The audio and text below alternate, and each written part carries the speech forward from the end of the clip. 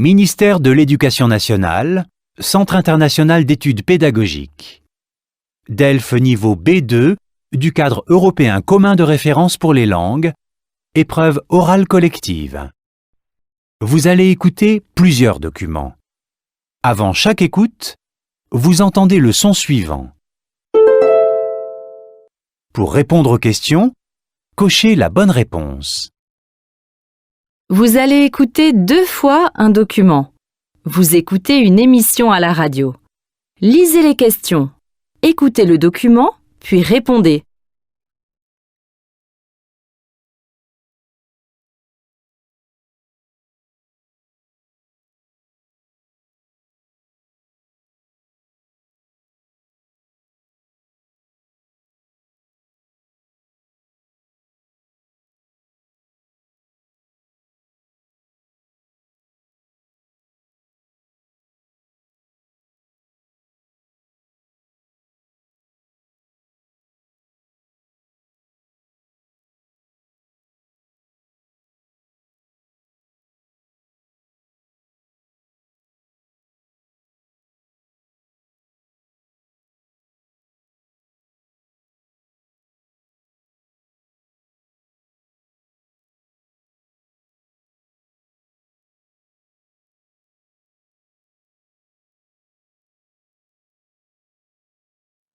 À l'horizon 2040, 2 tiers des Africains qui s'installeront en zone urbaine le feront dans des villes moyennes ou intermédiaires. En raison du manque d'infrastructures, elles sont des villes de passage aujourd'hui. Comment faire des villes intermédiaires, comme le préconisent justement les agendas des Nations Unies et de l'Union africaine?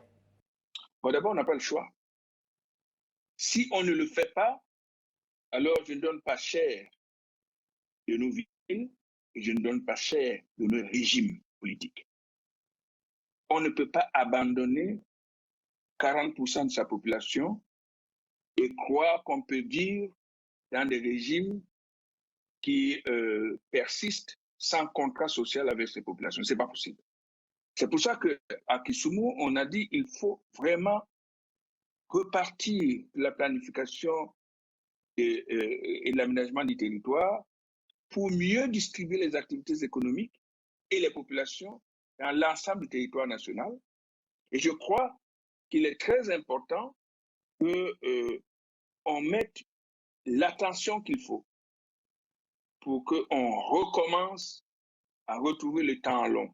J'ai d'ailleurs proposé, et ça a été accepté, que l'une des prochaines réunions des chefs d'État de l'Union africaine porte justement sur le rôle des villes dans la transformation structurelle du continent. Parce que, on le sait, dans 10 ans, la moitié des Africains habiteront une ville. Et vous avez dit, 40% des citadins seront dans les villes intermédiaires. On doit partir des villes intermédiaires pour repenser la gestion de l'urbanisation en Afrique. Mais y a-t-il, Jean-Pierre Elon-Bassi, des modèles de pays qui s'inscrivent dans la logique des villes intermédiaires et intelligentes, d'ailleurs, parce que c'était ça aussi l'enjeu du sommet de Kisumu, et qui sont capables aujourd'hui de rééquilibrer les territoires comme vous le souhaitez? Bon, d'abord, une chose doit être soulignée, c'est que pratiquement tous les pays ont adopté les lois de décentralisation. C'est bien la preuve que les États nationaux sentent le besoin d'associer les populations à la gestion de leur cadre de vie et de leurs conditions de vie. Ça, c'est la première chose. C'est un mouvement de fond qui est amorcé. La deuxième chose, c'est que certains pays ont compris plus vite que d'autres l'intérêt de travailler sur les villes intermédiaires. Je prends un pays comme le Maroc qui a un programme de mise à niveau des villes. Et ce programme de mise à niveau des villes, on peut en voir la matérialisation dans la qualité des villes intermédiaires du Maroc. Et on peut aussi dire que le Kenya, qui a lancé un mouvement de décentralisation vigoureux avec la création des communautés, est en train de prendre le même chemin. On aimerait bien que ce modèle-là, ces modèles, soient mieux répliqués pour qu'on ait enfin le contrôle de notre processus d'urbanisation. À l'horizon 2040, 2 tiers des Africains qui s'installeront en zone urbaine le feront dans des villes moyennes ou intermédiaires. En raison du manque d'infrastructures, elles sont des villes de passage aujourd'hui. Comment faire des villes intermédiaires, comme le préconisent justement les agendas des Nations Unies et de l'Union africaine?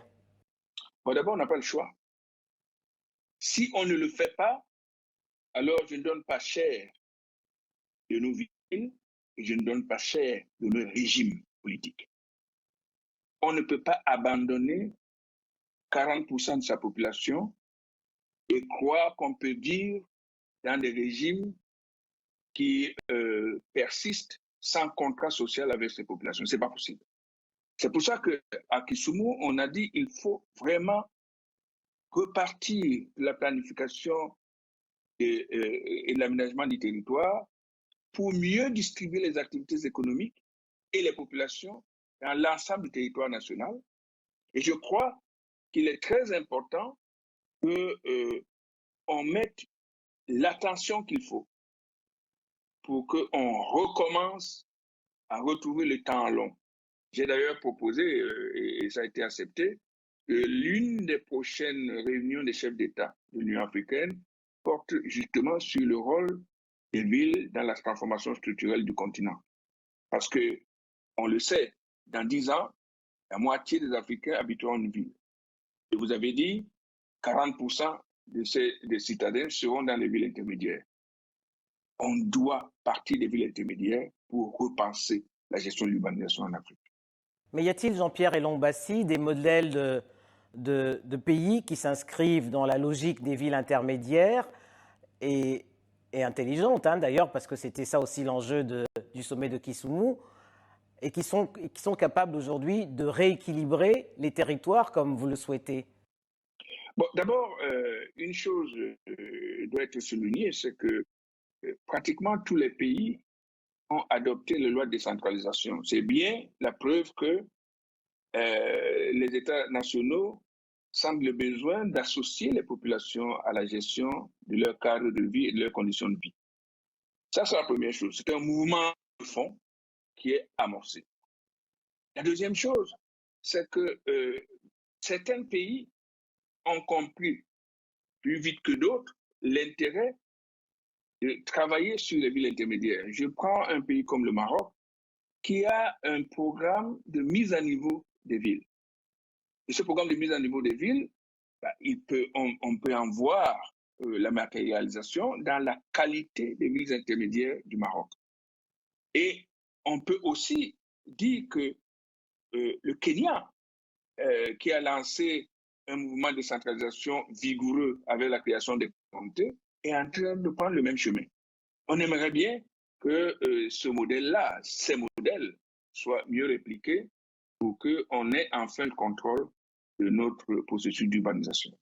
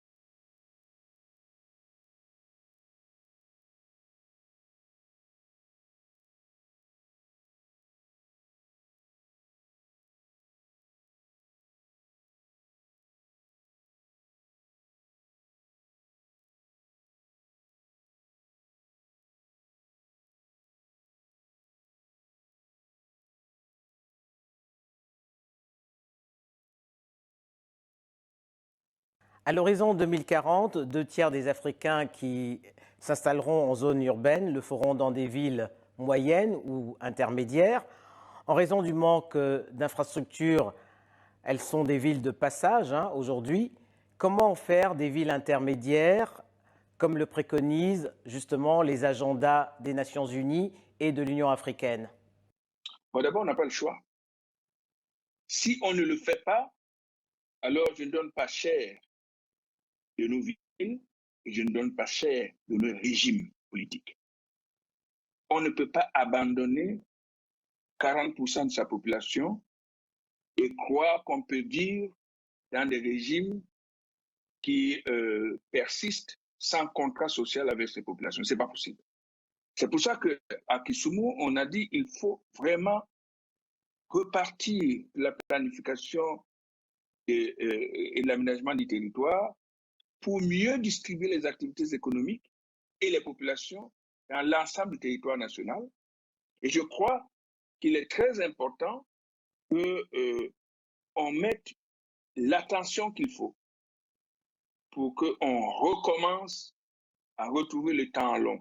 J'ai d'ailleurs proposé, et ça a été accepté, que l'une des prochaines réunions des chefs d'État de l'Union africaine porte justement sur le rôle des villes dans la transformation structurelle du continent. Parce que, on le sait, dans 10 ans, la moitié des Africains habiteront une ville.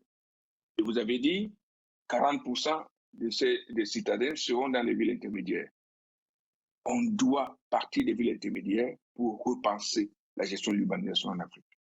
Mais y a-t-il, Jean-Pierre Elon-Bassi, des modèles de pays qui s'inscrivent dans la logique des villes intermédiaires et intelligentes, d'ailleurs, parce que c'était ça aussi l'enjeu du sommet de Kisumu, et qui sont capables aujourd'hui de rééquilibrer les territoires comme vous le souhaitez?